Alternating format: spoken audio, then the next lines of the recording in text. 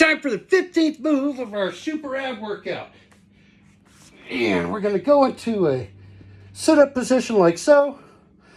And just like we're doing through knee crunches, but we're doing twisting crunches. So, got that core nice and tight, and we're just lifting, crunching to the left, and then to the right.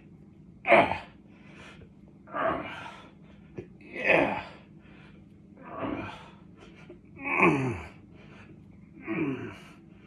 Oh, baby. Feeling those abs, y'all.